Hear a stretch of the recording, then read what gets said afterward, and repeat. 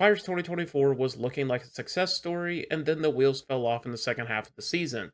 The trade deadline's additions fell short, and it left the team in a weird spot at the end of the season.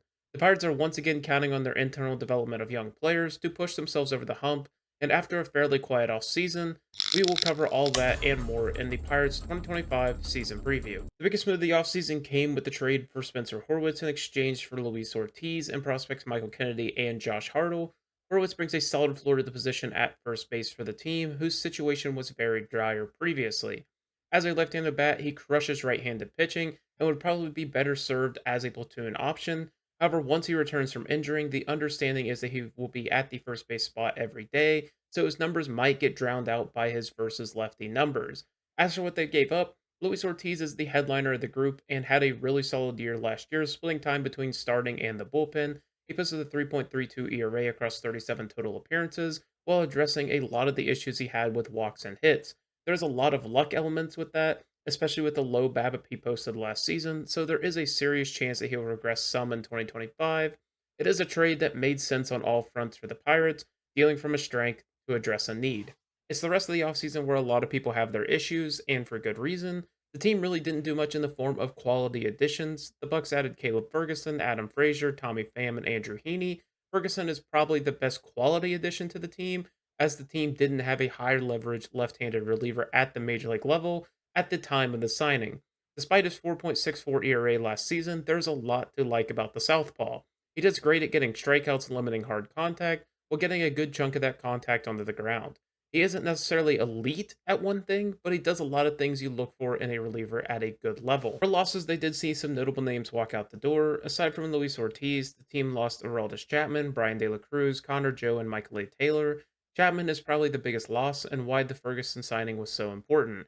Chapman last season posted a 3.79 ERA across 68 appearances and was one of the few semi stable options for the Pirates in the pen. He is phenomenal when it comes to strikeouts and limited his home runs pretty well last season. He will be always a high walk guy, but that's the inherited risk you get with Chapman. That brings the current projected opening day roster to Joey Bart behind the dish, Andy Rodriguez back from injury at first, Nick Gonzalez at second, Isaiah kiner-felafa at short, and Brian Hayes rounding out the infield at third base. Tommy Pham starting in left with Cruz in center and Brian Reynolds switching to right field with Andrew McCutcheon back at DH. The bench is currently projected as Jason DeLay as the backup catcher, Jared Triola as an additional infielder, Adam Frazier as a utility option, and Joshua Palacios as an additional outfielder.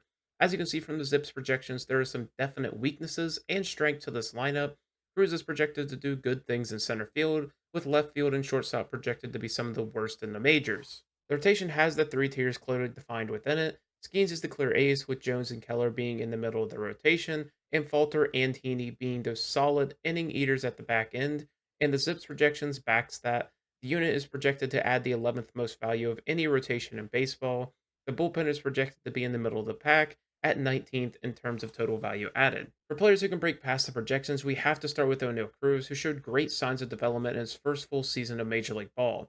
Cruz will always be a StatCast darling, but the criticisms of his game were mostly with the strikeout rate and how he batted against lefties, and there were significant improvements in those regards last year, especially during the middle of the year. He'll never excel in those respective statistics, but if he can continue to improve and be at a respectable level, then Cruz will become extremely dangerous. If you look at the stretch of games from the beginning of May and ending in August, before his move to center field, you can see what Cruz can be. Hitting 15 bombs and 60 RBIs in 91 games with an 861 OPS is a superstar, especially coming from center field. And then from the pen, there is Carmen Mlodzinski, who is projected to have an ERA north of 4. However, in his MLB time, he has posted a 2.91 ERA across 75 appearances. His FIP and under the hood performance would imply that that sort of production is sustainable. He avoids barrels and gets a good amount of grounders. He isn't a strikeout artist, but there is so much to enjoy with his profile. For impact prospects, the big name is Bubba Chandler, who, if not for the signing of Heaney, would be in the conversation to crack the major league roster out of camp. Chandler looks like the Pirates' most recent success story with their pitching development unit after he posted an absurd year last year across Double and Triple A. In 26 appearances, he posted a 3.08 ERA. He continues to dominate minor league batters with his fastball, racking up a 11.1 strikeouts per 9 innings mark last year, and does fairly well with walks and homers. He made great strides with the secondary pitches in 2024, and if he can continue to thrive in 2025, he will reach the majors very quickly. We might be having the same conversation regarding Braxton Ashcraft, who has electric stuff as well, if not for his injury history, which has really slowed down his debut. Across the 16 appearances last season, the righty posted a 2.84 ERA. Combined with his plus stuff, Ashcraft does well with his control, and the only thing that has kept him from the majors is that injury history, which has pinned him with some serious bullpen risk. Just because he's at a level where anytime he takes the mound, he is just dominating, and there'll be a point where his development will plateau against lower competition. However, the pitching success doesn't stop there, with Thomas Harrington also knocking on the door of the major league level. Harrington posted a 2.61 ERA across Double and Triple A last season and will most likely be in a spot to make the majors at some point early on in the year. He has 3+ pitches to go along with some pinpoint control. He might not have the ceiling of Chandler, but to have this guy pegged as a really solid middle to back of the rotation sort of guy is certainly in the cards for the Pirates. Then there are some other names that will get thrown into the mix in Nick York, Mike Burrows, and Billy Cook. They're all on the cusp of the major leagues and would have their own respective spots on the roster if the Pirates didn't supplement the MLB roster with free agent talent. If this team is eyeing some players to move on from at the deadline, there's plenty of players who have expiring deals. To quickly rattle through them, we have Marco Gonzalez, Isaiah Kiner-Falefa, Andrew Haney, Andrew McCutcheon, Tommy Pham, Caleb Ferguson, Adam Frazier, and Tim Mazia.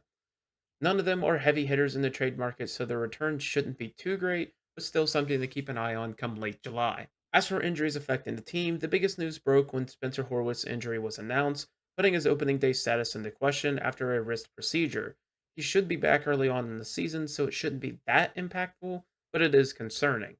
And then there is reliever Dory Moreta, who is still recovering from his Tommy John surgery that he had done in the spring of last year.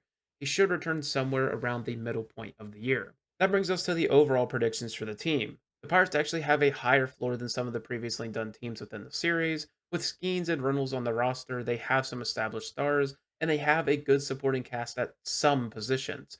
But there are still some question marks regarding a lot of their lineup, and at their worst, this team will finish at 68 and 84. For their ceiling, those question marks and lack of additions in the offseason will come back to haunt them, limiting their ceiling to 83 wins and 79 losses. And for as much as it pains me as a Pirates fan, the mixed bag will have them landing at a 74 win and 88 loss record. There's still a lot to like with the youth on this roster, but they failed to supplement the holes in the lineup with quality MLB talent, and the NL Central should be improved in 2025. And as the saying goes, if you aren't moving forward, you're moving backwards. Let me know where you guys have the Pirates finishing this season. As always, thank you guys so much for watching.